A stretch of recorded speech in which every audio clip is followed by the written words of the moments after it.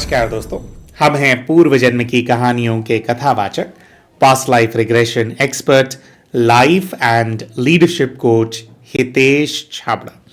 प्यारे दोस्तों, हमारे आज के इस वीडियो के अंदर हम 34 वर्ष की आयु की एक बहन हैं जिनका नाम है स्नेहलता। उनकी पूर्व जन्म की कहानी आप सभी के सामने प्रस्तुत करने जा रहे हैं। दोस्तों, ये प्यारी बहन मूल रूप से उड़ीसा के रहने वाले हैं, लेकिन पिछले 11 वर्षों से अपनी नौकरी के और अपने विवाहित जो इनकी मैरिज है, इनका जो परिवार है, उसके चलते ये पिछले 11 वर्षों से अभी पुणे के अंदर रह रही हैं। दोस्तों, इनकी एजुकेशन की अगर हम बात करें तो बहन ने एमटेक किया हुआ है। पहले बीटेक किया था कंप्यूटर साइंस के अंदर, फिर सॉफ्टवेयर इंजीनियरिंग के अंदर ही कुछ इन्होंने स्पेशलाइजेशन करके इन्होंने एमटेक कर लिया। और एमटेक करने के बाद जो इनकी पहली नौकरी लगी थी पुणे में, वही जो जॉब है, वही जो कंपनी है, उसके अंदर आज भी ये बहन जो है वो काम कर रही हैं, वहां पे कार्यरत है।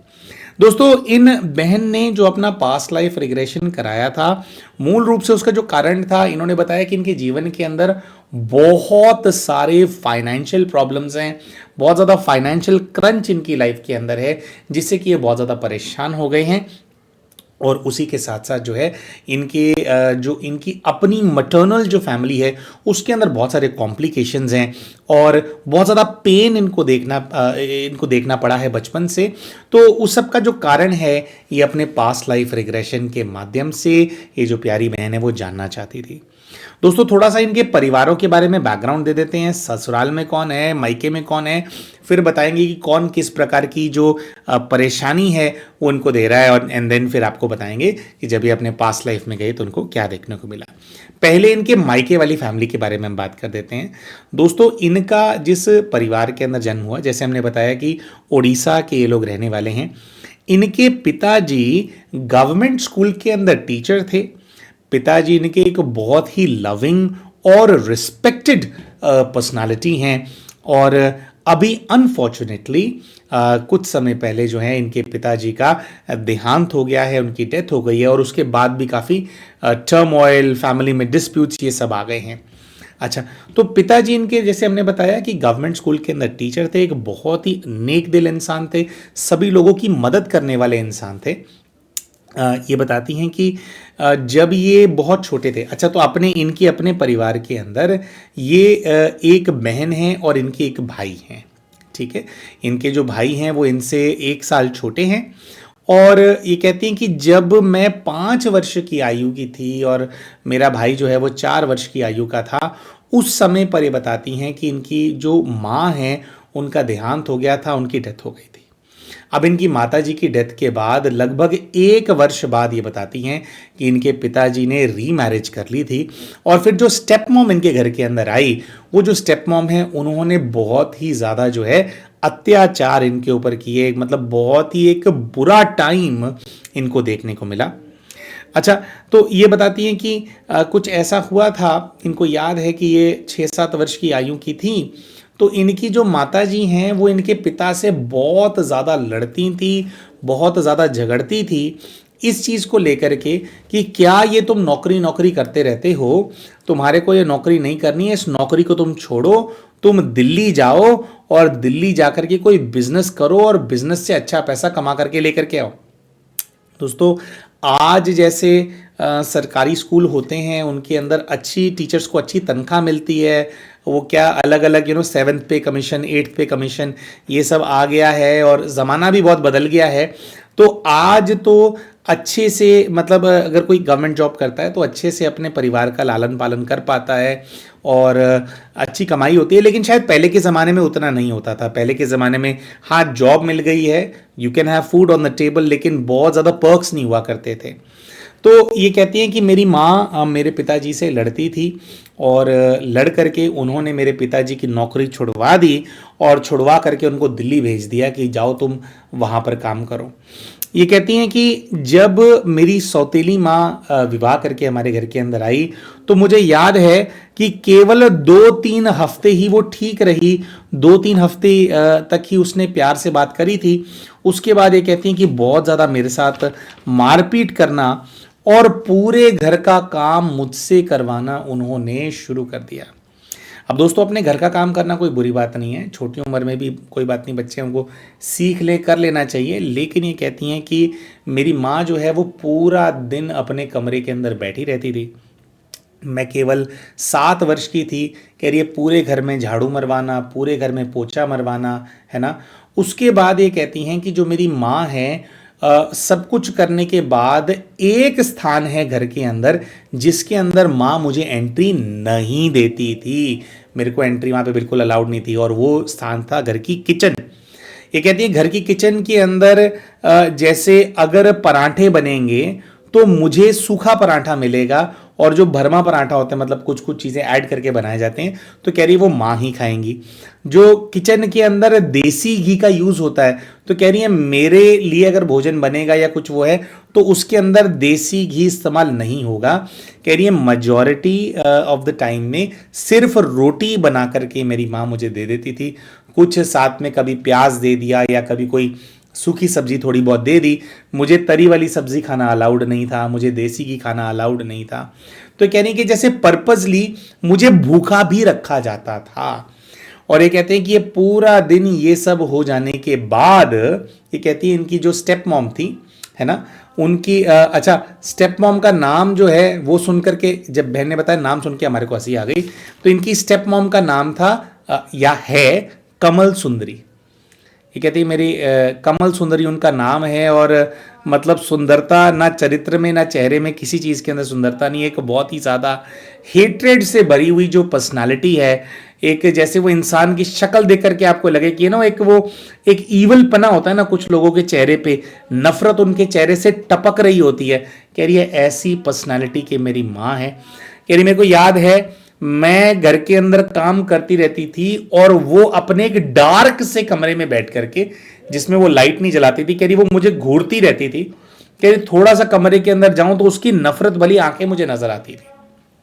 अच्छा, तो ये अच्छा एक बात हम बता रहे थे, बताते बताते रह गए। हाँ जी, तो इनकी जो ये स्टेप मदर है, कह रही है वो भी पेशे से टीचर थी। तो वो क्या करती थी पूरा दिन, जैसे कह रही है मैं थक करके चूर हो गई ना, अब कह रही है रात को सोने का टाइम आया, तो कह रही रात को सोने नहीं देती थी। कह रही मेरे को ना बिस्तर से ऐसे बालों से पकड़ करके उठाती थी और मेरे को दीवार के साथ लगा देती थी कि अब पढ़ाई कर। कह रहे भैया मैं पूरे दिन की थकी हुई होती थी, सारा घर का काम किया, मेरा मन नहीं लगता था, मेरे को होता था कि मैं नींद करूं, मैं सो जाऊं। तो कह रही हैं जैसे मैं ऐसे बैठे बैठे ना दीवार के साथ लगे लगे, किताब आगे खुली हुई है, कह रहे जैसे ही मेरा ऐसे होता था ना, ऐसे मेरे झपकी लेती थी, तो कहती वैसे ही मेरे बाल पकड़ करके वापस वैसे कर देती थी कि पढ़ाई कर। तो कह रही है फिर मैं उस टाइम पे पढ़ नहीं पाती थी, तो उस टाइम पे भी मुझे बहुत ज़्यादा मारती थी। अभी कह रही हैं कि मुझे मारती थी तो मेरा भाई आकर के जैसे मुझे वो कवर कर लेता था, ये करता था। अभी कहती हैं कि पता नहीं किस कारण की वजह से, शायद उसके पास बहाना नहीं था भाई को मारने का, तो कह रही जो दुर्व्यवहार ये मेरे साथ करती थी मेरे भाई के साथ नहीं करती थी। मतलब शायद वो लड़का है परिवार का, ऐसी कोई बात है क्या है। कह रही लेकिन जो अत्याचार इसने मेरे ऊपर किए इसने मेरे भाई के ऊपर नहीं किए, और भाई को मारने से थोड़ा झिझकती थी, और कहती मेरा भाई जो है मुझे जो है वो प्रोटेक्ट करता रहता था। हालांकि हम दोनों ही जो हैं इनके स्टेप चिल्ड्रन हैं। दोस्त के ये कहते हैं कि दोस्तों ये मार खाते खाते कहते हैं कि हम बड़े हो गए, और ये कहती हैं कि मेरे को ये पता था कि भी कैसे भी करके मुझे यहाँ से निकल जाना है। अब ये कहती हैं कि जब मैं थोड़ी बड़ी हो गई थी तो थोड़ा मैंने अपना सब कुछ मैनेज करना मैंने सीख लिया था, और ये बताती हैं कि जब मेरे 12वीं के पेपर हुए तो उस टाइम पे ये कहती हैं कि मैंने मेरी माँ से कहा कि माँ, और इतने सालों तक मार खाती रही कह रही, लेकिन जब 12वीं के पेपर हुए पता नहीं क्या मेरे अंदर करेज आई, और मैंने माँ से कहा कि माँ तू मुझे ऐसे मारा मत कर, देख तूने जो आज तक काम मैंने किया आगे भी करूँगी, लेकिन अब अगर तूने मेरे ऊपर हाथ उठाया तो मैं भी अब तेरे को छोड़ूंगी नहीं। कह रही है ऐसी कोई हमारे बीच में वार्ता हुई, और जब ये वार्ता हुई तो कहते हैं कि इसने मुझे हॉस्टल भिजवा दिया रहने के लिए, और कहते हैं कि मैं जाकर के हॉस्टल के अंदर रहने लगी। तो 12वीं के बाद की जो ये इनकी बीटेक हुई है वो ये कहते हैं कि फिर मैंने हॉस्टल से करी है, और उसके बाद एमटेक भी हॉस्टल से करी है, और ये कहते हैं कि एक्चुअली में आज 34 वर्ष की हूं और 17 वर्ष की आयु में मैं घर से बाहर निकली थी। आप लगाइए 17 वर्ष हो गए, लेकिन मैं घर वापस रहने के लिए नहीं गई हूं। अच्छा, एक और बहुत ही इंपॉर्टेंट चीज है। ये कहते हैं कि जब तक मैं ये मेरी 17 वर्ष की आयु हुई थी, तब तक कुछ ऐसा था कि मेरे पिताजी जो हैं वो दिल्ली के अंदर काम वगैरह करके, दिल्ली के अंदर कोई कोचिंग सेंटर के अंदर पापा मेरे जॉब करते थे, ये कहती हैं। और कहती हैं वो करके वो ठीक ठाक पैसा कमा करके यहाँ पे आ चुके थे। कह रही हमारा जो जहाँ पे हम रहते थे वहाँ पे हमारा अच्छा खासा जो घर है, वो कहते हैं कि मेरे पिताजी ने उसको बनवा दिया था। सत्यजीत साहा इनके पिताजी का नाम है। तो कहती है मेरे पिताजी ने वो बनवा दिया था। और फिर कहते हैं कि भाई मैं तो हॉस्टल चली गई, तो मैंने तो मुड़ करके उस घर की तरफ नहीं देखा।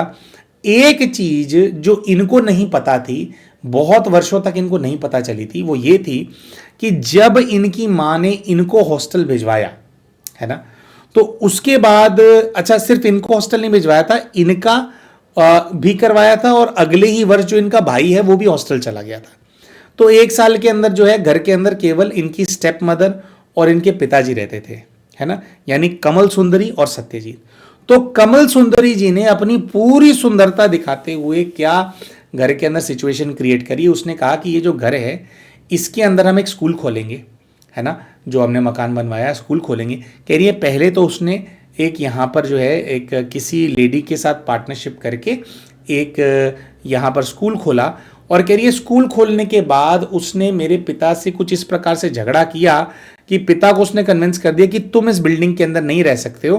तो कहती है पिता को उन्होंने अपने घर से बाहर, मतलब 2 गली छोड़ करके किराए का एक कमरा लेकर के रहने पर मजबूर किया। तो कह रही है मेरे को पता ही नहीं था कि मेरे पिताजी जो हैं वो किराए के कमरे पे रहते हैं, है ना। तो ये था। अच्छा, उसके साथ साथ ये कहते हैं कि भाई उसने अपने, मेरी स्टेप मदर ने अपना स्कूल चलाना शुरू कर दिया, पिताजी को घर से निकाल दिया।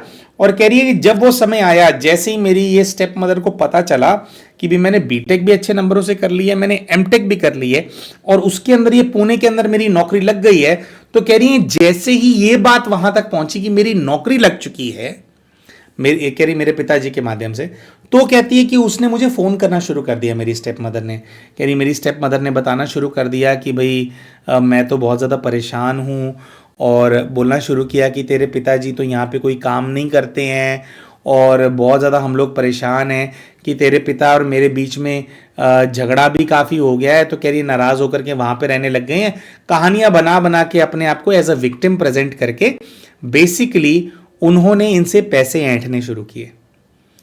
तो ये कहती हैं कि भैया मैं जो कुछ भी कमाती थी, आधी तनख्वाह तो सीधा मैं माँ को ही भेज देती थी कि माँ है पीछे से, वो भूखी रहती होगी या कैसे वो अपना काम चलाती होगी, तो मेरे मम्मी पापा को जो है सपोर्ट चाहिए।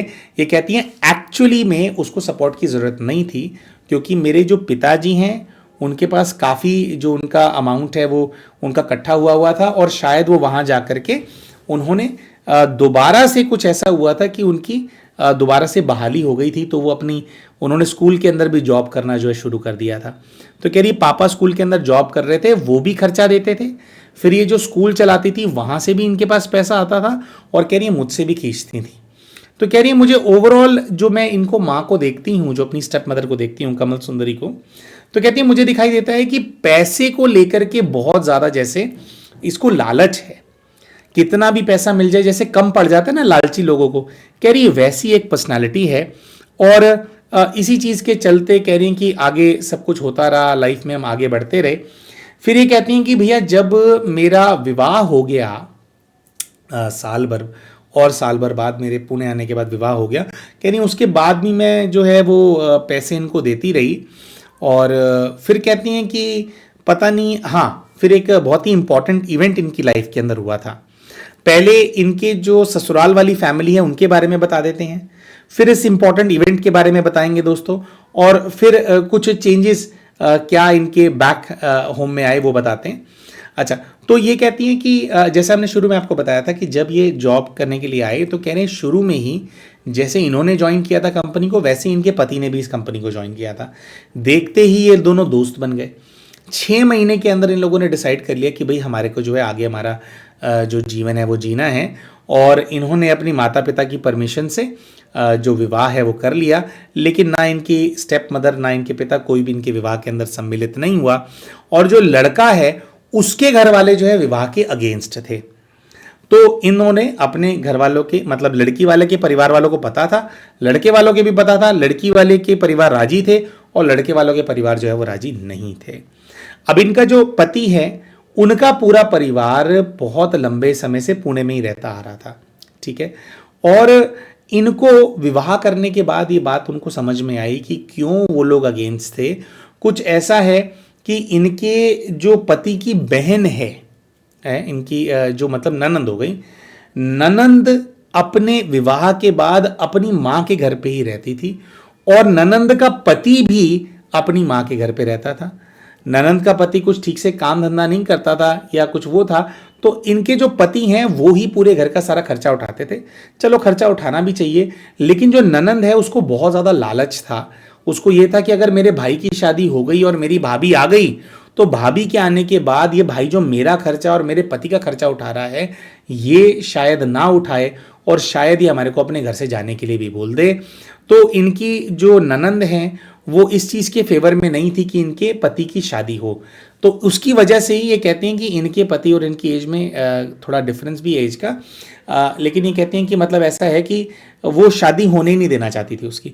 अब शादी हो गई तो इनकी ननंद ने एक ऐसा माहौल घर के अंदर क्रिएट कर दिया कि जो कि ये जो हैं ये अपनी सासू माँ से इनका रिलेशनशिप खराब रहे, ये उनके घर में जा ही ना पाए एक प्रकार से, तो इनको अलग थलग सा कर दिया। इनके पति रेगुलरली जाते रहते हैं वहाँ पे, मिलते रहते हैं, लेकिन मतलब वो टच में रहते हैं, लेकिन इनको जो है एक प्रकार से अलग थलग करके इनकी जो ननद है उन्होंने रखा हुआ है। अच्छा, तो अब क्या होता है दोस्तों कि जब इनका विवाह हो जाता है तो विवाह होने के 1 वर्ष बाद इनको इनका जो पुत्र है, जो बड़े वाला इनका बेटा है प्रवीण, उसका जन्म होता है। तो जब प्रवीण का जन्म होता है तो ये कहती हैं कि मैं अपने माता पिता को फ़ोन करती हूँ बधाई देने के लिए। कह रही है पिताजी को फ़ोन करती हूँ, पिताजी फ़ोन नहीं उठाते हैं। और मैं जब अपनी स्टेप मदर को, कमल सुंदरी जी को, ये कहती हैं जब मैं उनको फ़ोन करती हूँ तो उनको मैं बताती हूँ कि माँ बधाई हुई है, मेरे बेटे का जन्म हुआ है। तो कहती है कि जब मैंने उनको बोला कि माँ बधाई हुई है, बेटे का जन्म हुआ है, तो कह रहे पहले तो वो बिल्कुल जैसे एक डेड एयर आ जाती है ना, जैसे एक साइलेंस सा आ जाता है उसके अंदर फ़ोन में, कह रही वैसा सा हुआ। और कह रही है मैंने जब उनको दोबारा बोला कि माँ बधाई हो, मतलब अपनी उड़िया भाषा के अंदर इन्होंने बोला कि भाई मेरा बेटा हुआ है, तो कहती है मेरी माँ ने मुझे कहा कि क्या हो गया फिर, अगर बेटे को तूने पैदा कर दिया तो, औरत है, शादी है, बच्चा तो होता ही। कह रही सारी दुनिया बेटे पैदा कर रही है, इसमें बधाई की क्या बात है। अब ये कहते हैं कि भैया मैं पहली बार माँ बनी थी और माँ होना क्या होता है, माँ का अपने बच्चे के प्रति प्रेम क्या होता है। कह रही मैं उसमें ना पूरी तरह से ओवरवेल्म्ड थी उस इमोशन के अंदर। और कह रही जब मेरी माँ ने मुझे ये जवाब दिया तो कह रही उसके जवाब से मुझे एक बहुत गहरा रियलाइजेशन हुआ कि सही मायने में एक माँ का अपने बेटे के प्रति कैसा इमोशन होता है, कैसी भावना होती है, और ये जो औरत है इसने मेरे साथ कैसे वो किया। कह रही कि भैया मेरे साथ इतनी ज़्यादा मारपीट होती थी बचपन के अंदर, लेकिन फिर भी मेरे को ये लगता था कि नहीं ये मेरी मम्मी है। कह रही है मेरे बेटे का जन्म होने के बाद मुझे रियलाइज़ हुआ कि एक्चुअली में माँ होती क्या है, और मुझे उस दिन जैसे फील हुआ कि इसने तो कभी मुझे माँ की तरह ट्रीट किया ही नहीं, और जो मेरा बेटा है मतलब उसमें मतलब उसके अंदर भी इसने ऐसा बिहेव किया। तो कह रही है उस दिन के बाद से मैंने अपनी ये स्टेप मदर से बात करनी बिल्कुल बंद कर दी। और कह रही है उस दिन फिर बाद में जब मेरे पापा ने फ़ोन उठाया, कह रही है मैंने ये वाली न्यूज़ बाद में दी, और कह रही मैंने अपने पापा को बताया कि पूरा बचपन ये कैसे बुरी तरह से मुझसे मारती थी, मुझे खाना नहीं देती थी, कैसे आपको दिल्ली भेज दिया था कि ताकि आप शायद रोक ना सको जो ये अत्याचार मेरे ऊपर करना चाहती थी, कैसे मैं सूखी रोटी खा के 10-12 वर्षों तक, जब तक आप दिल्ली से वापस उड़ीसा नहीं आए थे तब तक मैंने कैसे अपना जीवन गुजारा है। तो कहती मैंने सब कुछ अपने पिता को बताया। तो कह रही पिता को मैंने बताया तो वहाँ से पिता का जो दर्द है वो छलक पड़ा। कह रही मेरे पिताजी फ़ोन के ऊपर रोने लगे और उन्होंने कहा कि बेटा मैं तुझे क्या बताऊँ इसने मेरे साथ क्या किया है। मैं घर से नहीं गया था, इसने मुझे घर से निकलवाया था। और पिता ने बताया कि कैसे मेरा जो भी मेरी यहाँ पे कमाई होती है, कह रही सब कुछ ये छीन लेती है, सब कुछ वो अपने आप वो कर लेती है। और ये भी इनको पता चला कि जो इनका घर है उसकी पावर ऑफ अटर्नी इनकी स्टेप मदर ने अपने नाम पे करवा ली है इनके पिताजी से। तो यहां पे कहती हैं कि उस दिन जब मैंने सारी बातें अपने पिताजी को बताई और पिताजी को भी रियलाइजेशन हुआ, तो ये कहते हैं कि उस दिन मेरे पिताजी ने बिना इनको बताए, क्योंकि कहते हैं कि रजिस्ट्री उनके नाम पे ट्रांसफर नहीं थी, तो कह रहे पता नहीं पिताजी को भी क्या रियलाइजेशन हुआ उस दिन। कह रहे पिताजी ने जाकर के जो प्रॉपर्टी है वो मेरे और मेरा जो भाई है उसके नाम पे, कहते हैं कि उन्होंने पावर ऑफ अटर्नी इनकी कैंसिल करा करके हम दोनों के नाम पे, कहते हैं कि जो पावर ऑफ अटर्नी है उन्होंने ट्रांसफर कर दी। तो अच्छा, इसके भी जुड़ा हुआ कुछ आगे प्रॉब्लम है जिसके लिए विशेष हमने ये बात बताई। अच्छा, ये हुआ। तो वहां पर ये वाली चीज हुई है, पावर ऑफ अटर्नी ट्रांसफर हुई है। यहां पर ये कहते हैं कि हमारी लाइफ के अंदर कुछ प्रॉब्लम्स इस प्रकार से आने लगी। कह रहे कि मेरे जो पति हैं वो काफ़ी बीमार चलते थे।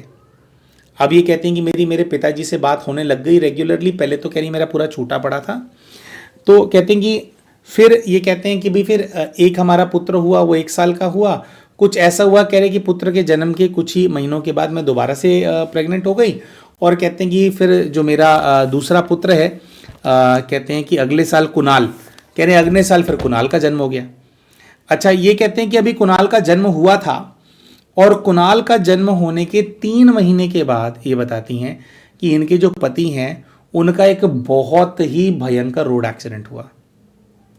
और ये कहते हैं कि जब उनका रोड एक्सीडेंट हुआ तो उनका जो स्पाइन है, कह रही है उसके अंदर ऐसी इंजरी आ गई है जिसकी वजह से कह रही हैं कि मेरे पति जो है वो ज़्यादा देर तक खड़े नहीं हो पाते हैं, ज़्यादा देर तक बैठ भी नहीं पाते हैं। कहती है अगर बैठेंगे या खड़े होंगे तो कह रही उनको जानलेवा दर्द उनको होना शुरू हो जाता है, जिसकी वजह से वो बेड रिडन हो गए हैं।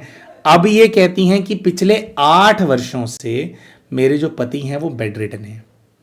ये कहते हैं कि हमने कुछ पता करवाया था कि भाई क्या हुआ कैसे हुआ, तो कह रही है मैंने किसी के थ्रू पता कराया था तो ये बताया गया कि आपके जो पति हैं उनके ऊपर ब्लैक मैजिक कराया गया है।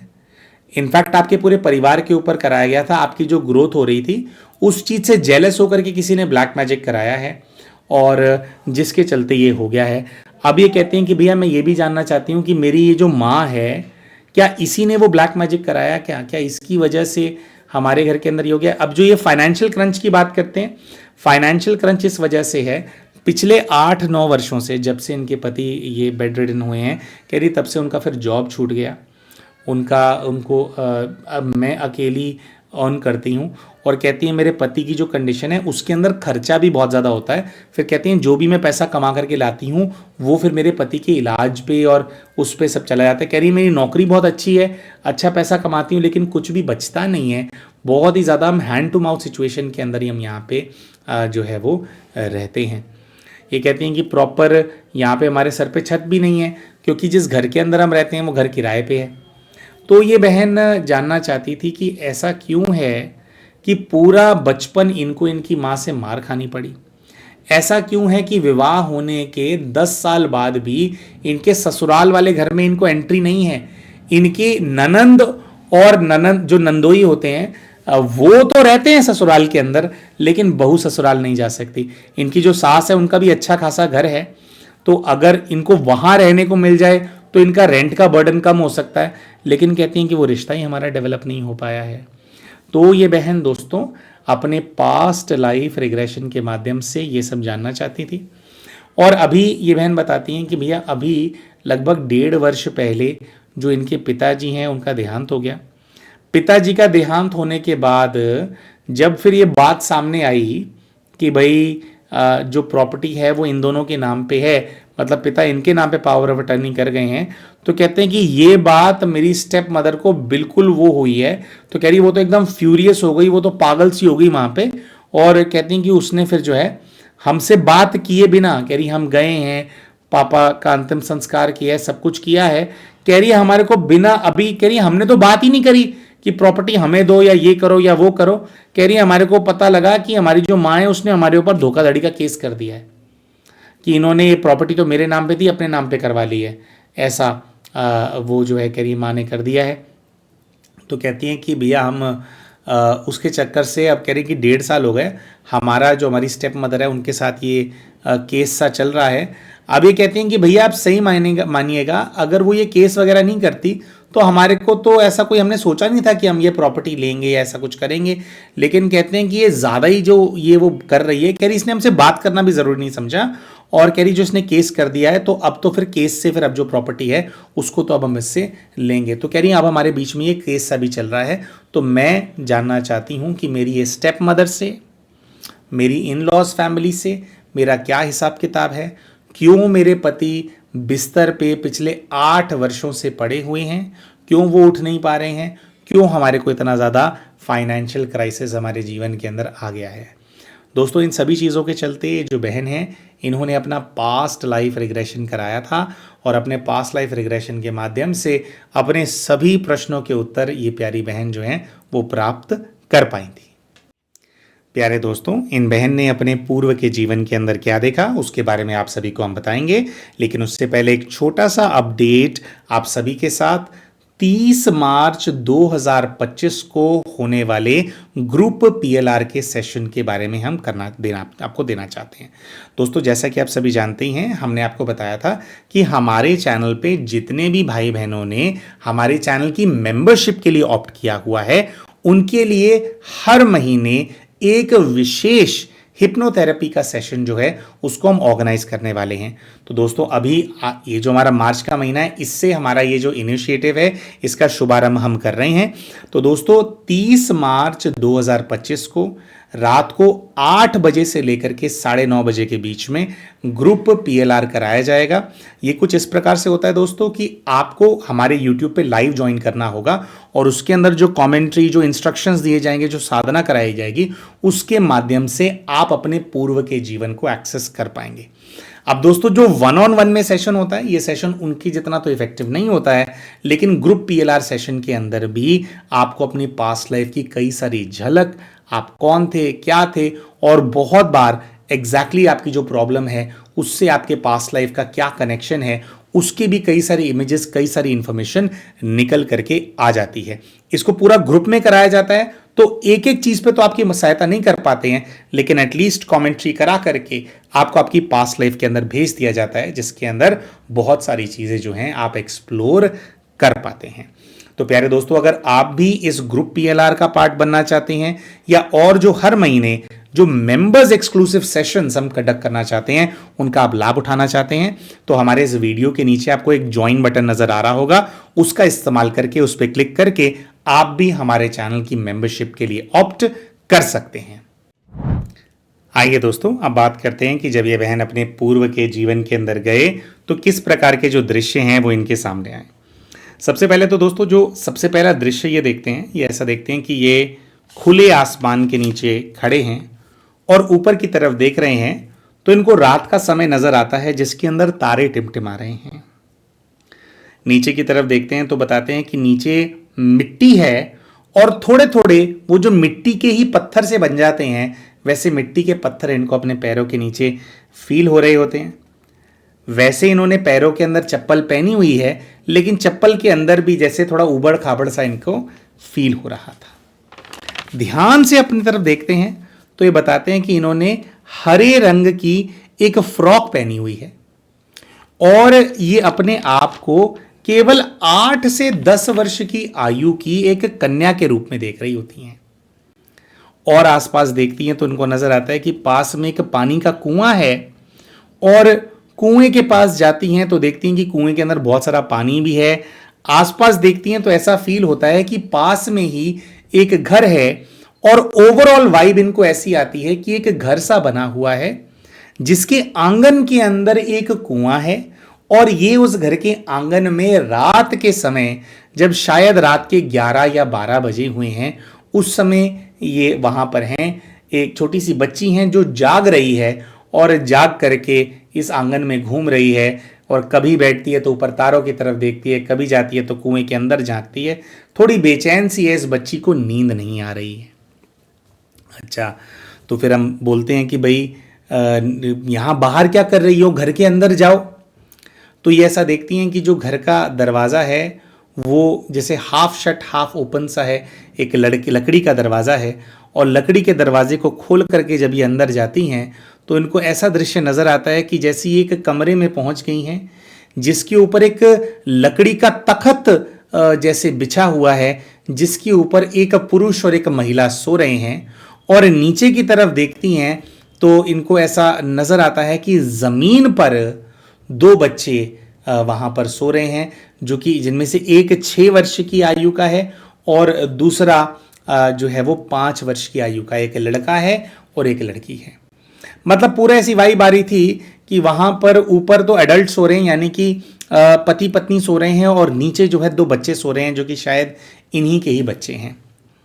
ये उनकी तरफ देखती हैं तो इनको ऐसी फीलिंग आती है कि भाई ये मेरे भी माता पिता हैं।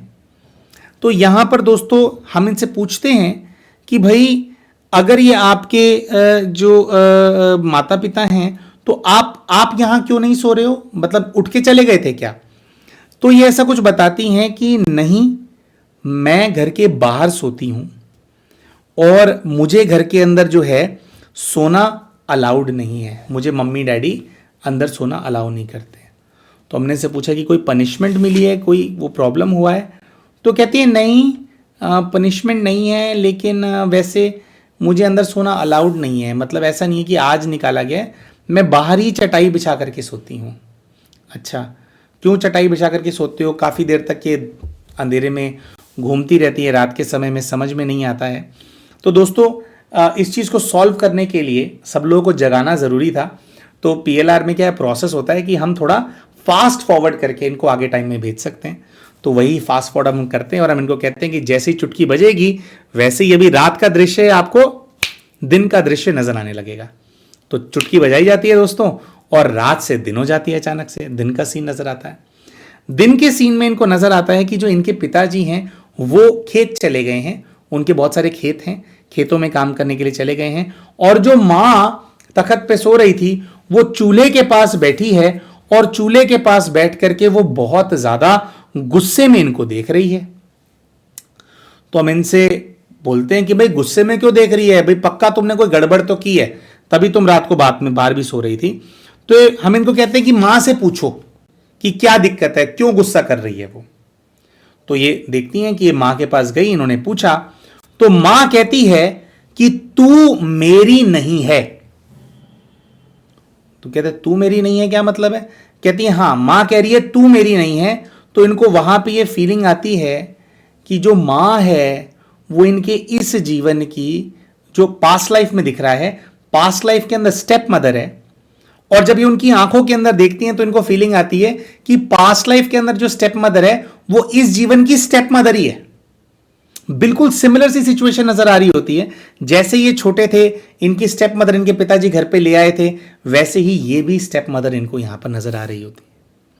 फिर दोस्तों जो वहां पर दो बच्चे होते हैं, पिछले जीवन के अंदर इनको एक स्टेप ब्रदर नजर आ रहा होता है, उसकी तरफ ये देखते हैं तो इनको इस जीवन का जो स्टेप ब्रदर नजर आ रहा था वहां पे, तो वो इस जीवन का इनको अपना सगा भाई नजर आ रहा होता है, और वहां पे इनको एक स्टेप सिस्टर नजर आ रही होती है। जिस स्टेप सिस्टर को ये देखते हैं तो ये ऐसा बताते हैं कि जो इनकी स्टेप मदर है उनका एक अपनी पिछले मैरिज से भी एक बेटा है, जिसको वो शादी करके इस घर में नहीं लेकर के आई थी, उसको उसने कहीं और अपने ही रिश्तेदारी में अपनी बहन को आगे गोद दे दिया था, और गोद देने के बाद शी रीमैरिड। तो कहती हैं जो दूसरी लड़की वहां पे नजर आ रही है वो मेरे इस जीवन का वो स्टेप ब्रदर है जिसको मां इस घर में नहीं लेकर के आई थी, जिसको उसके मासी और मासड़ पाल रहे हैं। इसके बारे में पहले हमारे को कोई इंफॉर्मेशन नहीं थी, जब PLR हो रहा था उस टाइम पे बात निकल करके आई। अच्छा, और फादर का फिर सीन दिखता है। फादर अपना खेतों से काम करके आते हैं तो उनको दिखाई देता है कि जो फादर हैं वो फादर ही हैं, और इनको ऐसा पूरा दृश्य नजर आता है कि भी माँ ने गुस्से से घूर दिया, ये हुआ वो हुआ। अभी सुबह का ही सीन है, पिताजी खेत गए हुए थे, खेत से वापस आए तो कुछ ऐसा है कि इनका जो आंगन है उसमें कुछ जानवर भी बंधे हुए हैं। तो जानवरों से भाई वो करके कहते हैं कि पिताजी दूध निकाल रहे हैं, और फिर इनको नजर आता है कि दूध की जो बाल्टी है उसको ये घर के अंदर लेकर के गई हैं, और फिर ये देखती हैं कि ये जो पूरा पूरा जहाँ पे सारे पशु हैं उस पूरे स्थान की जो है साफ सफाई कर रही हैं, और साफ सफाई करके इनको ऐसा दिखाई देता है कि भी फिर ये ना कहीं बैठ गई हैं सीढ़ियों के अंदर। अच्छा, सीढ़ियों में बैठ करके इनको पुराने जमाने की वो जो फट्टी होती है ना दोस्तों, फट्टी, वो जिसके ऊपर वो लकड़ी की फट्टी होती थी जिसके ऊपर मुल्तानी मिट्टी हम लोग लगाते थे, फिर उसको सुखाते थे, फिर उसके ऊपर पेन से कुछ कुछ लिखते थे, है ना, अक्षर लिखते थे। हम बहुत छोटे थे हम, तब हमारे को भी याद है फट्टी होती थी, और पीछे के टाइम में जाएंगे तो तब बच्चे यूज भी करते थे उसको एक्चुअली में। तो इनको ऐसा नजर आता है कि घर के अंदर सीढ़ियां सी हैं, वह सिंगल स्टोरी घर है, सीढ़ियां सी है जो छत पे जाती हैं, उन सीढ़ियों में ये फट्टी लेकर के बैठी हुई हैं और कुछ लिख रही हैं, और अचानक से वहां पर इनकी स्टेप मदर आ जाती हैं, पास्ट लाइफ वाली स्टेप मदर, वो आती हैं और ये कह रही हैं कि मुझे ऐसा दिखता है कि भी मैं कुछ ना ऐसा लिख रही हूं, और अचानक से तोड़ थप्पड़ पड़ता है मुंह पे। तो कहती मैं एकदम घबरा गई हूं कि मुझे थप्पड़ क्यों मारा। तो कहती है कि मेरी मां ने मुझे आकर के बीट करना शुरू कर दिया, मुंह पे थप्पड़, सर पे थप्पड़, कान पे थप्पड़, घूसे, कह रही ऐसे मुझे मार रही हैं। कह रही मुझे अचानक से, मैं अभी तो लिख ही रही थी और मार पड़ने लग गई। तो कहती वो जो फट्टी है उससे मैं अपना चेहरा बचा रही हूं कि जो मेरी माँ है भाई वो मुझे मार ना पाए। और कहती मैं बचाते बचाते मेरी माँ का हाथ फट्टी के कोने पे लग गया, और जैसे उसको बहुत ज्यादा दर्द हुआ तो कह रही वो दौड़ करके गई है और एक डंडा लेकर के आई है। अब कह रही मुझे डंडे से बहुत मारा इसने। तो कह रही मैं बहुत मार खा रही हूं, और मार खाते खाते मुझे दिखाई दे रहा है कि जो मेरे पिता हैं वो आसपास घूम रहे हैं, मुझे मार खाता हुआ देख रहे हैं।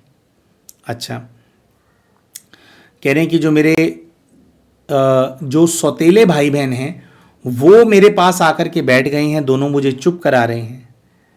कह रहे हैं कि वो मुझे पानी पिला रहे हैं, और वो कह रहे हैं कि दीदी तुम मत रो, कोई बात नहीं, कोई बात नहीं। कह रहे ऐसे मुझे दिलासा दे रहे हैं, मुझे पानी पिला रहे हैं।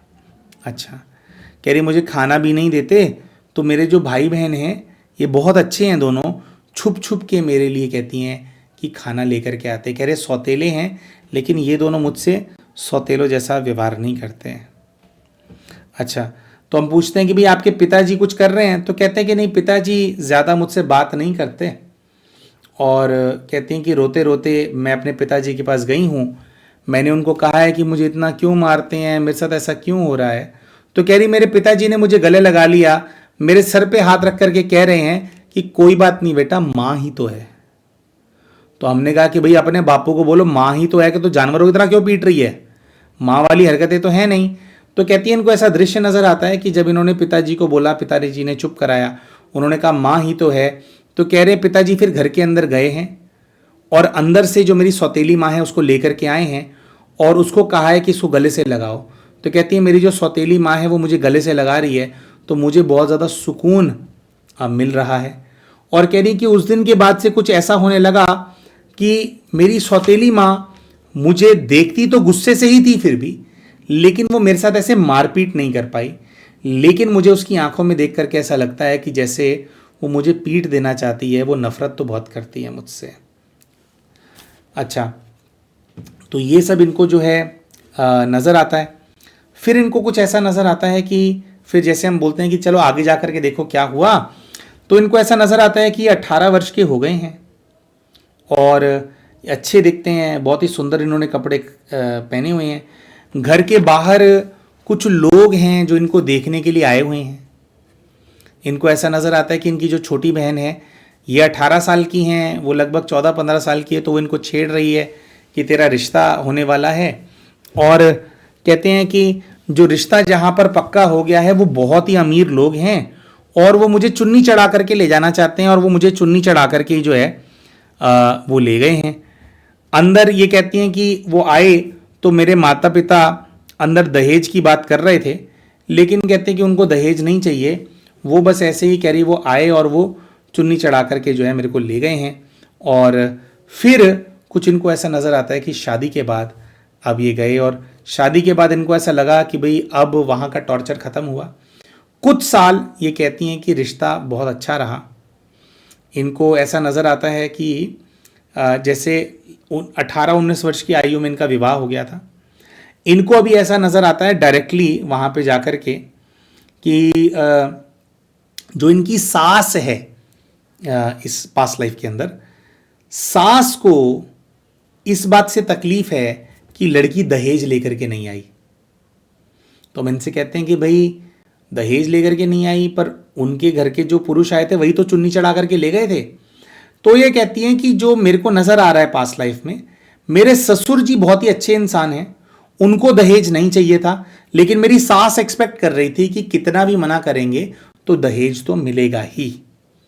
अब यहाँ पर ये देखती हैं कि जो मेरे पूर्व के जीवन की सास है, इनको नज़र आता है, उसको ये देखते हैं तो इनको अपनी इस जीवन की सास ही नज़र आती है। जो पास्ट लाइफ में सास थी वही सास इस जीवन के अंदर भी है। अच्छा, ये फिर कहते हैं कि भाई मेरे को ऐसा नज़र आ रहा है कि इस घर के अंदर और भी लोग हैं, ये एक जॉइंट फैमिली है। इनको नज़र आता है कि मैं लगभग 30 साल की हूँ और मैं बहुत ज़्यादा बीमार हूँ, और इनको नज़र आता है कि भी मेरी एक डॉटर है लगभग 5 वर्ष की आयु की, जिसको मेरे कमरे में मेरी सास बहुत पीट रही है। तो हमने कहा कि सास क्यों पीट रही है? तो ये कहते हैं कि सास इसलिए पीट रही है क्योंकि वो लड़का नहीं है, और सास पहले मुझे प्यार करती थी, लेकिन वो मुझसे इसीलिए नफरत कर रही है कि मैंने लड़का उसको पैदा करके नहीं दिया है। बेटी की तरफ देखती है तो इनको अपने इस जीवन का बड़ा बेटा नज़र आता है। अच्छा, तो फिर ये ऐसा भी देखते हैं, कहती हैं कि मेरे साथ कुछ ऐसा हुआ है, मैं अपने बिस्तरे से उठ नहीं पा रही हूँ, और इनको फील होता है कि भाई इसलिए नहीं उठ पा रही हूँ क्योंकि शायद मेरा मिसकैरेज हो गया है, मेरा पति भी मुझसे नाराज़ है। लेकिन कहती है कि मैं कहाँ इन लोगों की नाराज़गी संभालूँ, मुझे मेरी बेटी की बहुत फिक्र हो रही है, मैं बहुत ज़्यादा कमज़ोर हो गई हूँ। और इनको ऐसा नज़र आता है कि भाई कमज़ोर हो गई हूँ। तो कहते हैं कि इस लाइफ के अंदर मेरी एक बहन है जो मुझे विज़िट करने आई है अपने पति के साथ। कह रही है मेरे लिए बहुत सारे ड्राई फ्रूट फल वगैरह लेकर के आई है, लेकिन जैसे ही वो आई है, कह रही है वो ड्राई फ्रूट और वो सब कुछ मेरी सास जो है किचन में ले गई है, और मेरी सास बहुत ही बुरा ट्रीट सा कर रही है, और कह रही है कि आकर के मुझे दिखाई देता है कि भाई उसने आकर के मुझे वो दिया है। कह रहे कि मेरी बहन और मेरा भाई आया है विजिट करने के लिए, तो कह रही उनको बहुत ही गंदे तरीके से मेरी सास ने पानी दिया है, शी इज़ वेरी अपसेट। और वो लोग लेकिन माइंड नहीं कर रहे हैं, उनको बस थोड़ी मेरी फ़िक्र है मेरे पिछले जन्म के सौतेले भाई बहनों को। तो कह रही वो आए हैं मुझे देखने के लिए, they are wishing for my recovery, लेकिन कह रही है मुझे ऐसा दिखाई देता है कि जैसे वो उठ करके गए, मतलब जैसे उन्होंने अपने घर की तरफ प्रस्थान किया उस दिन, तो कहते हैं कि उनके मेरे ससुराल घर से बाहर जाने के साथ साथ ही कह रही कि मुझे ऐसा दिख रहा है कि मेरे शरीर से मेरे प्राण निकल गए हैं और मेरी मृत्यु हो गई है। अच्छा, मृत्यु कैसे हो गई है?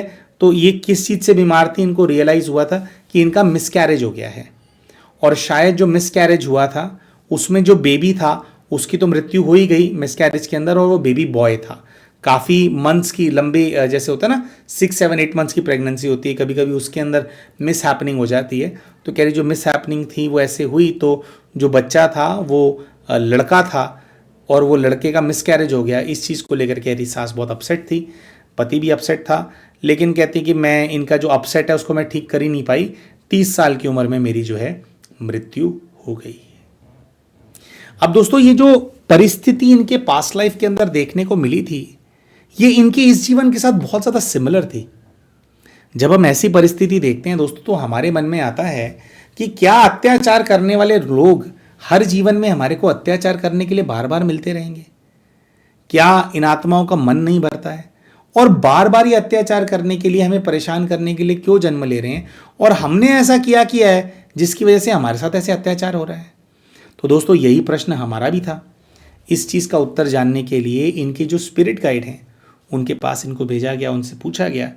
जब इनके स्पिरिट गाइड से इनके उत्तर पूछा गया तो इनके गाइड ने इनको और पीछे के जीवन के अंदर जो है उसको भेज दिया, और फिर वहाँ से इनको जो है फर्दर इनको क्लैरिटी मिली कि जो कुछ भी हो रहा है वो क्यों हो रहा है। क्योंकि जो अभी पीछे वाली लाइफ जो देखी थी वो तो इनकी इस वाली लाइफ जैसी ही है। इस जीवन में भी मार खाई, परेशान, पिछले जीवन में भी मार खाई और परेशान, मरी गए उसके अंदर, तो है ना। तो और पीछे क्या हुआ वो अभी हम आपको बताएंगे। तो प्यारे दोस्तों, इन बहन ने अपने दूसरे और पीछे के पूर्व के जीवन के अंदर क्या देखा उसके बारे में आप सभी को हम बताएंगे। लेकिन एक छोटा सा अपडेट, अप्रैल के महीने के अंदर होने वाले पास्ट लाइफ रिग्रेशन के कोर्स के बारे में आप सभी के साथ हम साझा करना चाहते हैं। दोस्तों इस कोर्स के अंदर दो अलग अलग ग्रुप्स के अंदर क्लासेस कराई जाएंगी। एक ग्रुप है जिसके अंदर मॉर्निंग 7 AM क्लास को कंडक्ट किया जाएगा और दूसरे ग्रुप के अंदर इवनिंग 8 PM क्लास को कंडक्ट किया जाएगा। दोस्तों डेढ़ घंटे की 16 क्लासेस आपके लिए कंडक्ट की जाएंगी और ये जो 16 क्लासेस हैं वो आने वाले 45 दिनों के बीच में स्प्रेड होंगी, ताकि जो कुछ भी आपको सिखाया जा रहा है उसको प्रैक्टिस करने का, उसके ऊपर अब ज़्यादा से ज़्यादा अभ्यास करने का, उसका अध्ययन करने का आपको ज़्यादा से ज़्यादा टाइम मिल सके। तो दोस्तों लगभग 15 अप्रैल से ये क्लासेस स्टार्ट होने वाली हैं, जो कि मई एंड तक आपकी चलेंगी। अगर आप भी पास्ट लाइफ रिग्रेशन का कोर्स अटेंड करना चाहते हैं, PLR करना सीखना चाहते हैं, तो दोस्तों जो हमारा फ़ोन नंबर है 9518081745, इसके ऊपर आप व्हाट्सएप मैसेज भेज सकते हैं, जिसके अंदर आपको कहना होगा कि भाई मैं PLR का कोर्स करना चाहता हूं, इसकी जानकारी मेरे साथ साझा की जाए। तो जब आप हमारे को व्हाट्सएप भेजेंगे दोस्तों, तो किस प्रकार से आप इस कोर्स के अंदर एनरोल कर सकते हैं, क्या इसकी फीस है, क्या इसके टर्म्स एंड कंडीशंस हैं, उससे जुड़ी हुई जानकारी हमारी टीम आपको व्हाट्सएप के माध्यम से ही भेज देगी और उसके बाद फिर आप अपने आप को कोर्स के अंदर एनरोल कर पाएंगे। तो आइए दोस्तों हम बात करते हैं कि जब इनके स्पिरिट गाइड से ये प्रश्न पूछा गया कि भाई एक ही महिला इस जीवन में भी सौतेली माँ है और इससे पिछले जीवन में भी सौतेली माँ थी, तो ये दो बार मुझे सौतेली माँ के रूप में क्यों मिल रही है? इस जीवन में भी मेरी पिटाई इतनी ज़्यादा की मेरा सब कुछ छीनना चाहती है ये, पिछले जीवन के अंदर भी ऐसा ही कुछ था, तो पिछले जीवन में पूरा नहीं हुआ था क्या? दोबारा क्यों सौतेली माँ बन करके मेरे को मिली?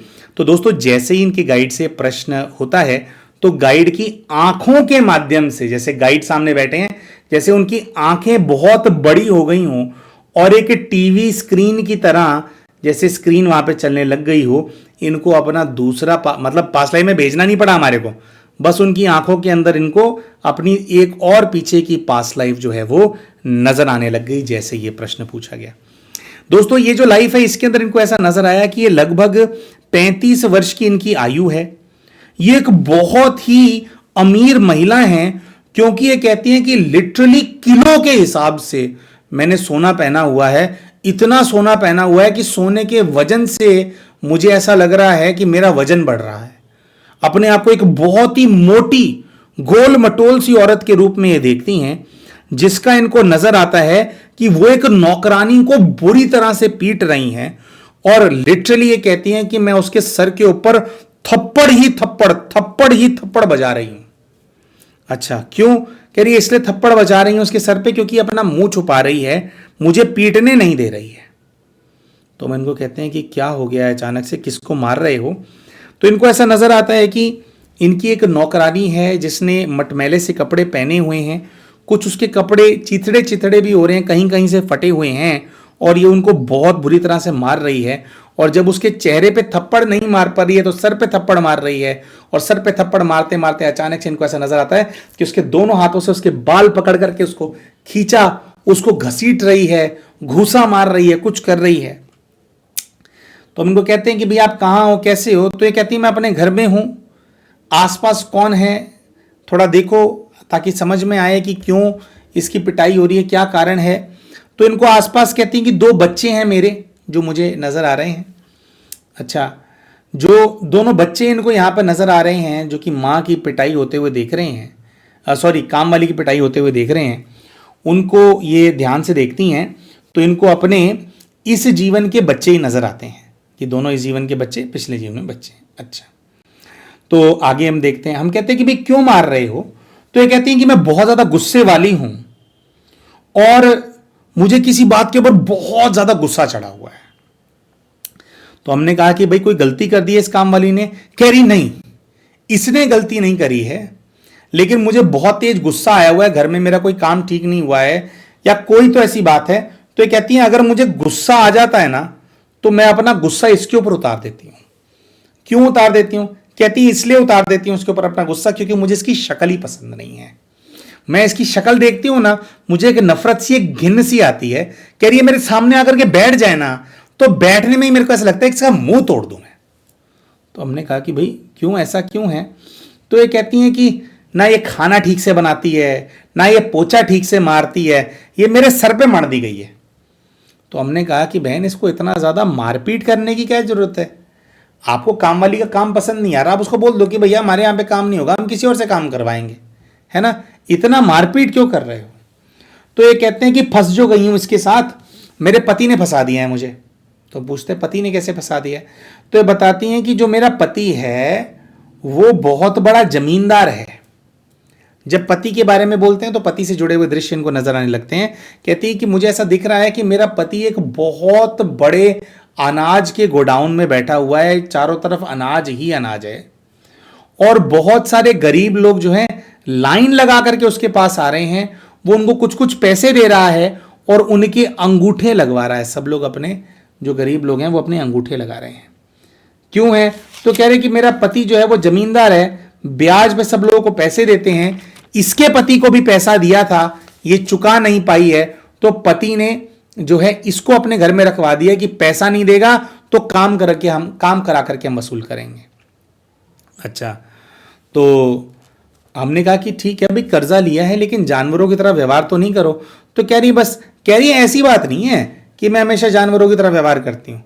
ये कहती है अगर मैं खुश होती हूँ ना मैं, तो मैं इसको कपड़े भी दे देती हूँ अगर मैं खुश होती हूँ तो हम अंदर ही अंदर सोच रहे थे कि भाई खुश होकर के तुम कपड़े दे रहे हो वो तुम्हारी मर्जी है, लेकिन गुस्से के अंदर ऐसे जानवरों की तरह किसी को, तो जानवर को भी नहीं मारता इंसान, ऐसा व्यवहार नहीं करता। ऐसा व्यवहार कर रहे हो तो इनको, जो इनकी पर्सनालिटी है उसके अंदर 1% भी किसी प्रकार का जो रिग्रेट है वो फील नहीं हो रहा होता। अच्छा, पति के बारे में हम पूछते हैं, हमने कहा पति सबसे अंगूठा लगवा रहा है, तो हमने कहा कि फिर सबकी जमीन जायदाद हड़प लेता होगा। तो ये डिफेंसिव मोड में चली जाती हैं क्योंकि ट्रांस में होती है ना, और ये अपने पूर्व जीवन के इमोशंस के अंदर होती है, पूर्व जीवन के लॉजिक लगा रही होती है। तो कहती है नहीं, मेरा पति कोई गलत काम थोड़ी करता है, ये जो मजदूर हैं, गरीब किसान लोग हैं, इनको कर्जा चाहिए होता है, मेरा पति कर्जा देता है और उसके बदले में चीज रख लेता है। तो हम इनसे कहते हैं कि हाँ, पुराने जमाने में ऐसा ही होता था कि अनपढ़ होते थे लोग पहले ना, पढ़े लिखे नहीं होते थे, तो उनको अपनी मर्जी से कर्जा दे दो, अपने हिसाब से उस पर ब्याज लगा लो, पूरी जिंदगी भर वो ब्याज ही नहीं दे पाते, उनकी सारी चीजें, उनकी जमीनें, उनका घर है ना, सब कुछ जो है वो जमींदारों के पास गिरवी हो जाता है। एक प्रकार से एक बारी कर्जा दे करके जिंदगी भर के लिए वो आपके मालिक बन जाते हैं। तो हमने कहा यही काम करता है ना आपका पति, सबका मालिक बन करके बैठा हुआ होगा गोडाउन में, गांव के अंदर। तो इनको रियलाइज होता है, कहती कि हाँ करते तो कुछ ऐसे ही हैं, पर वो क्यों ले रहे हैं फिर कर्जा। तो यहाँ पे खैर इनको वो नहीं हो रहा होता। तो अब यहाँ पे एक कैरेक्टर नजर आया दोस्तों, एक महिला नजर आई जिसको बहुत ज्यादा ये पीट रहे थे। आप समझ ही गए होंगे दोस्तों इनको कौन पीटता था, है ना? तो सही गेस अगर कर लिया है तो हमारे को बताना कि मैंने सही गेस कर लिया था, कमेंट करके ना जरूर बताना। तो दोस्तों जिस नौकरानी को ये पीट रहे थे बुरी तरीके से, उसको इन्होंने अपनी इस जीवन की स्टेप मदर के रूप में देखा, जिसके ऊपर बहुत ज्यादा अत्याचार होता था, बहुत ज्यादा वो होता था। और शायद वो नौकरानी यही सोचती थी कि इन लोगों के पास इतना पैसा क्यों है, और इन लोगों के पास इतना पैसा है इसीलिए हम लोगों के साथ ऐसा कर पा रहे हैं, हमारे को जानवरों की तरह ट्रीट कर रहे हैं। तो वो नहीं चाहती कि इन लोगों के पास पैसा हो। नौकरानी को ये लगता है कि अगर ये लोग गरीब होते तो ये मेरे साथ ऐसा थोड़ी कर पाते। तो कहते हैं कि फीलिंग आ रही है कि नौकरानी के मन में ये जो विचार है वो चलता रहता है। अच्छा, तो एक तो ये नौकरानी को देखते हैं जिसको ये रोज पीटती हैं। उसके बाद इनको ऐसा नजर आता है कि पूर्व के जीवन में एक इनकी सास है। अच्छा, तो समझ में आ गया ना दोस्तों, जो नौकरानी है वो इनकी जीवन की स्टेप मदर है। फिर इनको वहां पे एक सास नजर आती है। अच्छा, सास को देखती हैं तो इनको ऐसा नजर आता है कि इनकी इस जीवन की सासू मां ही है। सासू मां अपने बेड पे है और एक और नौकरानी है जो कि सासू मां की सेवा कर रही है। वो सेवा करने वाली नौकरानी की तरफ जब ये देखती हैं तो इनको अपने इस जीवन की ननंद इनको नजर आती है। ये कहते हैं कि ये नौकरानी लगभग 21 वर्ष की आयु की है, मुझसे बहुत ज्यादा जेलस है। कह रही है वैसे ये नौकरानी जो मेरी सास की सेवा करती है वैसे मुझे दीदी दीदी करती है, लेकिन मुझे पता है कि जैसे ही मैं पलटती हूं तो मेरे को ऐसे बड़ी बड़ी आंखें करके घूर करके देखती है और गुस्सा है उसके अंदर नफरत है मुझे लेकर के। आपने कुछ किया है, कह रहे कुछ किया नहीं है, बस जेलस है वो, उसको लगता है कि हमारे पास पैसा बहुत ज्यादा है। इसी प्रकार से देखते हैं कि वो जो नौकरानी है, उसी नौकरानी का जो पति है, वो कहती है कि वो मेरे पति के साथ काम करता है, और वो जो नौकरानी का पति है वो केयर टेकर है हमारी सारी एस्टेट का, सारा हिसाब वो देता है, सारा कलेक्शन पैसों का वो करता है और मेरे पति को ला करके देता है। तो कहती है वो भी कहीं ना कहीं अंदर से जेलस है, उसको जायदाद चाहिए। फिर ये कहती हैं कि मुझे एक ऐसा दृश्य सा नजर आ रहा है जिसमें मुझे फीलिंग आ रही है कि जो मेरे पति का ये नौकर है वो उसको मार देना चाहता था और हमारा सब कुछ हथिया लेना चाहता था, लेकिन वो मारना चाहता था और मारते मारते उसने अपना विचार बदल लिया, क्योंकि उसको ये है कि भाई नहीं, ये मैं पुल थ्रू नहीं कर पाऊंगा, है ना, पुल ऑफ नहीं कर पाऊंगा, तो उसने वो कर दिया है। लेकिन फिर इनको ऐसा नजर आता है कि इनकी सास की देखभाल करने वाली वो नौकरानी और उसका पति एक दिन इनके घर से, इनकी तिजोरी से बहुत सारा पैसा चोरी करके भाग रहे थे, और जैसे वो लोग चोरी करके भाग रहे थे तो इनकी आंख खुल गई और इन्होंने चोर चोर चोर चोर शोर मचाना शुरू कर दिया। वो भाग करके गांव की तरफ गए तो गांव में सब लोग जाग गए और उन्होंने उठ करके इनको बहुत पीटा, बहुत पीटा, बहुत पीटा। फिर अगले दिन का इनको दृश्य ऐसा नजर आता है कि उनको बहुत बुरी तरह से पीट रखा है, दोनों को, पति पत्नी को, जो चोरी करके भाग रहे थे। वो इनके कदमों के अंदर पड़े हुए हैं और ये और इनका जो पति है, इन दोनों ने उनसे मुंह फेर लिया और आदेश दिया कि इन दोनों को गांव से बाहर निकाल दिया जाए, इनको बिरादरी से जो है बेदखल कर दिया जाए। तो कहती है उनको बेदखल कर दिया है और वो कह रहे हैं कि हमारे को बेदखल मत करो, भले ही हमें निकाल दो, लेकिन उनको बेदखल कर दिया है। और उन्होंने, कहते हैं कि कितनी भी गिर के माफी मांगी लेकिन हम लोगों ने अपना मुंह मोड़ लिया है। कहते हैं कि जो मेरे पति हैं वो बहुत ज़्यादा दुखी हैं कि ऐसे उनके साथ चीटिंग हुई। तो ऐसा ही है दोस्तों, जीवन पूरा देखते हैं कि ये लोग जमींदार हैं और एक ये चैप्टर है और वैसे वो पैसे वगैरह देते हैं। अब ये ऐसा देखते हैं कि वो नौकरानी चली गई है तो इनकी सास को उस नौकरानी की बहुत याद आती है। सास को पता है कि भाई उन्होंने चोरी करी, लेकिन वो सास कहती कि उसकी जैसी सेवा मेरी कोई नहीं करता था, वो नौकरानी सेवा करने में बहुत अच्छी थी। अब दोस्तों, सास को तो इन्होंने इस जीवन के सास के रूप में ही देखा, वो नौकर और नौकरानी भी आप समझ गए होंगे। जो नौकरानी है उसको इन्होंने देखा कि इनकी इस जीवन की ननंद है वो, और जो उसका पति है वो इनके इस जीवन का नंदोई है, जो आज भी इस जीवन में भी इनकी सास के साथ रहते हैं। अच्छा दोस्तों, ये सब कुछ हो जाने के बाद एक बार फिर से इनके जो स्पिरिट गाइड है उनके पास इनको भेज दिया जाता है। स्पिरिट गाइड के पास भेजा जाता है तो फिर इनके स्पिरिट गाइड से पूछा जाता है कि भैया इसमें तो कुछ भी समझ में नहीं आया कि भाई फाइनेंशियल क्रंच क्यों है, पति क्यों बीमार है। तो यहाँ पे दोस्तों इनके गाइड इनको बताते हैं कि पिछले जीवन में जो नौकर नौकरानी को निकलवा दिया था, तो पिछले जीवन में ही तुम लोगों को बर्बाद करने के लिए उन्होंने कुछ ब्लैक मैजिक कराया था, जिसका असर पिछले जीवन में भी आ गया था तुम लोगों के ऊपर, और वो तुम कैरी भी कर रहे हो, है ना। और उसके साथ साथ उन्होंने ये बताया कि इस जीवन के अंदर भी जो ब्लैक मैजिक हुआ है वो तुम्हारी माँ ने नहीं कराया है, ब्लैक मैजिक कराया है तुम्हारी ननंद ने और तुम्हारे नंदोई ने, और उनके कराए हुए ब्लैक मैजिक के बाद ही तुम्हारे पति का एक्सीडेंट हुआ और वो फिर बेड रिडन हो गया है, क्योंकि ये लोग तुम्हें समृद्ध नहीं देख सकते। तो ऐसा उन्होंने बताया। अच्छा, फिर दोस्तों ये पूछा गया कि भाई ये लोग हमारे को समृद्ध नहीं देख सकते, इनके ब्लैक मैजिक की वजह से फाइनेंशियल क्राइसिस कैसे आ गया। भाई इनके तो हमने फाइनेंसेस नहीं लिए थे ना, उल्टा इन लोगों ने हमारे को चोरी की थी।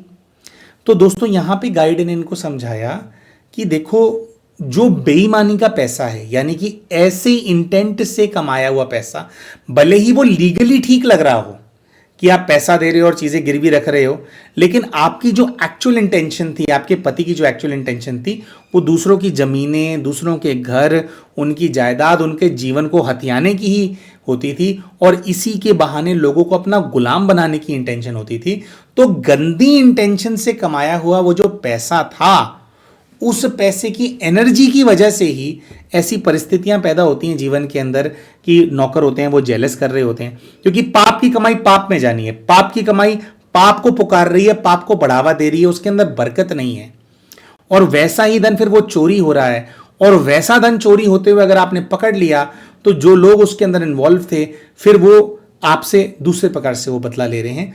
तो ऑल इन ऑल गाइड ने बताया कि ये जो जमींदारी वाली लाइफ के अंदर जो तुम लोगों ने पाप किए हैं ना, उसकी वजह से सारी आत्माएं तुम्हारे पीछे पड़ी हुई हैं। तो मेन बात ये होती है दोस्तों, यहां से हमने जो शिक्षा प्राप्त करी इससे। अच्छा, एक और बात आई थी, फिर शिक्षा के ऊपर जाएंगे दोस्तों। पास्ट लाइफ, तो हमने पूछा कि भाई पास्ट लाइफ के अंदर, अच्छा वो नौकरानी को ये पीटते थे तो वो स्टेप मदर बन के आ तो गई थी, तो उसका बदला पूरा नहीं हुआ था, दोबारा स्टेप मदर बन करके क्यों आई? तो यहां पे गाइड ने बताया कि पिछले जीवन में व्यवस्था कुछ ऐसी थी कि वो इनकी स्टेप मदर बन करके तो आ गई थी, वो इनके साथ मारपीट भी करना चाहती थी और वो कर भी लेती थी, लेकिन जो इनके पिताजी हैं वो इनके गाइडिंग एंजल की तरह है, आपके गाइडिंग एंजल की तरह है। तो आपके पिताजी का काम कुछ ऐसा था कि वो आपको बचा लेते थे, क्योंकि आपके पिताजी घर पे होते थे और आपको बचा लेते थे, या उनके सामने फिर वो ना जो स्टेप मदर है वो मारपीट कर नहीं पाती थी, तो उस आत्मा के अंदर की वो जो खार है, वो जो बदला उसको लेना था, वो इससे पिछली लाइफ में स्टेप मदर बनकर के ले ही नहीं पाई। इसीलिए इस जीवन के अंदर जब वो स्टेप मदर बनकर के आई, तो सबसे पहला स्टेप उसने ये लिया कि आपके पिताजी को घर से भगाया कि ये यहां ना रहे, अगर ये यहां रहेगा तो फिर से अंदर की पुकार होती है ना कि मैं अपना बदला नहीं ले पाऊंगी। तो आपके पिता को दिल्ली भेज दिया और फिर वो जो 10-12 साल इनके पास थे, छक करके फिर जो है आपकी पिटाई करी इन्होंने, जो कि पिछले जीवन में नहीं कर पाई थी। अब उसका बदला उससे पिछले जीवन का था, क्योंकि तब आप बहुत मारपीट करते थे उसके साथ, उसकी गलती नहीं भी होती थी तब भी मारते थे, किसी में भी गुस्सा आएगा, पति से झगड़ा होगा तो उस नौकरानी को आप पीटते थे, और पूरी जीवन भर आप उसको पीटते रहे हो, तो उसने तो अपना बदला जो है वो लेना ही था। तो फाइनेंशियल क्रंच क्यों है? क्योंकि पिछले जीवन में जो सारे गरीब लोगों का जो पैसा खाया हुआ है, वो पैसा आपके खाता कौन था? आपके पति का बिजनेस था। तो आपके पति की बीमारी के बहाने वही सारा जो पैसा है वो बह रहा है, और वही सारा पैसा जो वो अपना खराब हो रहा है। अब इसका सॉल्यूशन क्या है दोस्तों? पश्चाताप है और प्रायश्चित है। वो किस प्रकार से करना इनको चाहिए, उसके ऊपर हमने इनको गाइडेंस दिया दोस्तों। और इसी के साथ जो है फिर जो सेशन है वो जो है फिर यहाँ पे संपन्न हो गया। तो आशा करते हैं दोस्तों कि ये जो पूरा सेशन हमने आप सभी के सामने प्रस्तुत किया, ये आपको पसंद आया होगा। वीडियो पसंद आई हो तो लाइक करना बिल्कुल ना भूलें। चैनल अभी तक सब्सक्राइब नहीं किया तो चैनल को सब्सक्राइब कर लें। मिलते हैं आप सभी के साथ अपने अगले वीडियो के अंदर। तब तक के लिए नमस्कार।